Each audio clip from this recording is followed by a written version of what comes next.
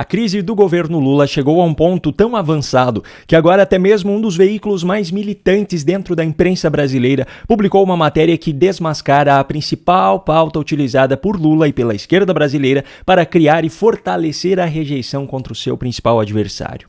No vídeo de hoje eu vou mostrar para você todos os detalhes dessa história, mas antes eu preciso passar por um outro assunto também de grande importância. Donald Trump, recém-eleito presidente dos Estados Unidos, anunciou na noite dessa terça-feira que Elon Musk e o empresário Vivek Ramaswamy serão os líderes do Departamento de Eficiência Governamental no seu próximo governo, que começa em janeiro de 2025. Com isso, o bilionário dono da rede social X, da Tesla e da SpaceX, alvo de constantes ataques por parte da esquerda brasileira e principalmente do ministro Alexandre de Moraes, agora integrará oficialmente o governo mais poderoso do planeta. Mas este provavelmente ainda não é o nome que mais causou preocupações no ministro que hoje atua como se fosse o dono do Brasil. Muito em breve deve ser oficializada a escolha de Marco Rubio como secretário de Estado no novo governo de Donald Trump. O secretário de Estado é o principal responsável pela política externa do país e representa os interesses americanos no exterior. É o cargo que fica à frente da diplomacia dos Estados Unidos, que negocia tratados e acordos internacionais e que representa o país em organizações internacionais. É também o responsável por lidar com crises internacionais e por buscar soluções diplomáticas para conflitos. Veja aqui um exemplo da sensatez de Marco Rubio ao falar sobre a atual situação no Oriente Médio. Senator Rubio, will you call for No, I ceasefire will in not. Gaza? On the Senator contrary, Rubio, are you filming it? wait So I a- want you guys to get this. I want them to destroy every element of Hamas they can get their hands on. These people are vicious animals who did horrifying crimes, and I hope you guys post that. And what about the civilians I that are blame being Hamas. killed every day? Hamas should stop hiding behind civilians, putting civilians in the way. Hamas knew that this was going to lead to this.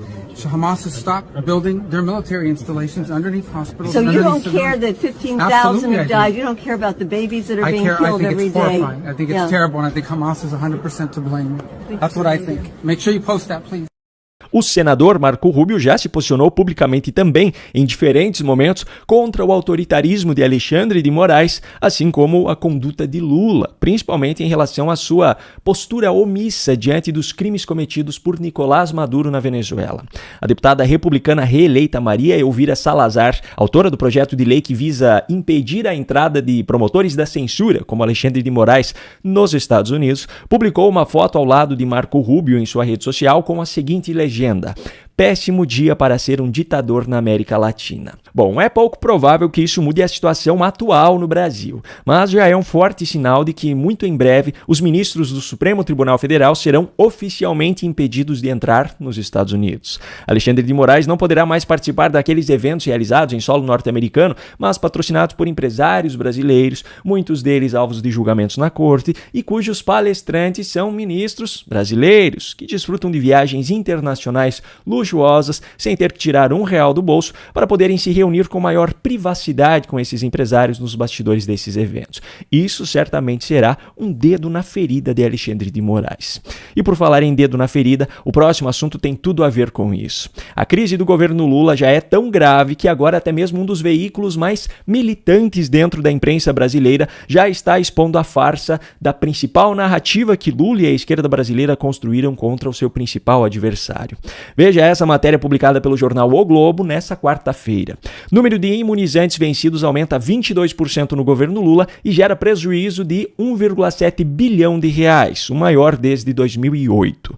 A matéria mostra que, nesse período de pouco mais de 1 ano e 10 meses de governo Lula, já foi desperdiçada uma quantidade de vacinas 22% maior do que nos 4 anos de Bolsonaro como presidente. De 2019 a 2022 foram descartados 48,2 milhões de imunizantes por conta do seu vencimento. Do início de 2023 para cá, período do atual governo Lula, o vencimento e, consequentemente, o descarte já foi de 58,7 milhões de imunizantes. Em relação ao prejuízo com esse desperdício em cada uma das gestões, em um gráfico que, de acordo com a legenda, se baseia em dados até 11 de novembro de 2024, mas tem alguns dados faltantes em anos específicos, o atual mandato de Lula já ultrapassou a marca de 1,7 bilhão de reais jogados no lixo, perdendo apenas para o próprio governo Lula, só que no seu segundo mandato, entre 2007 e 2010, quando o prejuízo foi de mais de 1,9 bilhão de reais. Mas não podemos nos esquecer do fato de que não se passaram nem 2 anos ainda do Lula 3, então esse recorde muito provavelmente será batido em breve. O antecessor de Lula, seu principal rival político atualmente e alvo de constantes ataques de Lula e da esquerda brasileira, justamente sobre esse tema, de acordo com o gráfico, teve um desperdício de menos de 1/4 do que já foi registrado entre 2023 e 2024. E mesmo que alguém utilize o argumento de que a legenda do gráfico cita a ausência de dados nos anos de 2020 e 2021, que são da gestão de Bolsonaro, levando à conclusão de que esses 376 milhões de reais corresponderiam apenas a um período de 2 anos, ainda assim, em menos de 2 anos de governo, Lula já superou esse número em mais de 4 vezes. Portanto, não há parâmetro onde seja possível esconder o desperdício absurdo da atual gestão federal.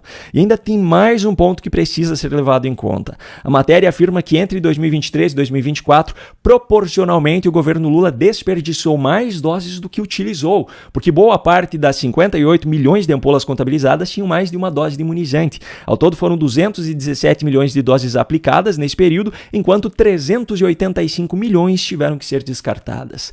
O Ministério da Saúde do governo Lula, obviamente, deu as suas desculpas, como sempre, colocando a culpa na herança da gestão anterior, na influência dos movimentos anti-vax e em qualquer um que apareça na sua frente. Mas também não se engane, a matéria do Globo não foi totalmente contra o governo Lula. Eles atribuíram a Bolsonaro a velha narrativa do discurso negacionista, eles ajudaram a reforçar a desculpa do atual governo e ajudaram a criar uma desculpa para o recorde de desperdício no governo Lula 2. O problema é que, para fazer a matéria, eles precisaram mostrar os fatos, e contra fatos não há argumentos. Lula, por sua vez, deve estar agora sofrendo novamente em silêncio, afinal ele já demonstrou que sabe muito bem qual é o problema de ter criado uma mentira. Tenho que mentir, é preciso mentir, o político tem que mentir, porque sempre é mais fácil acreditar numa mentira. Uma mentira, minha mãe dizia, uma mentira ela voa, a verdade engatinha. É sempre assim. Era tudo clandestino, mas a gente ia citando números, sabe? Se o cara perguntasse a fonte, a gente não tinha, mas a gente ia citando números. São pessoas que vivem na base da construção de mentiras. E você sabe qual é a desgraça da primeira mentira?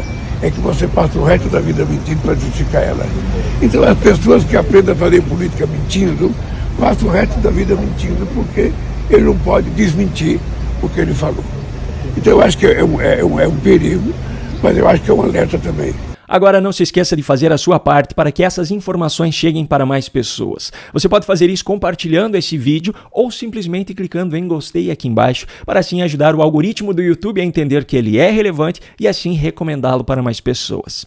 E se você já está cansado de ter que ouvir as narrativas da militância de esquerda e quer estar 100% preparado para debater contra esses militantes, aponte a câmera do seu celular para o QR Code que aparece no canto da sua tela nesse momento ou clique no link que eu deixei aqui na descrição do vídeo. Um grande abraço e até a próxima.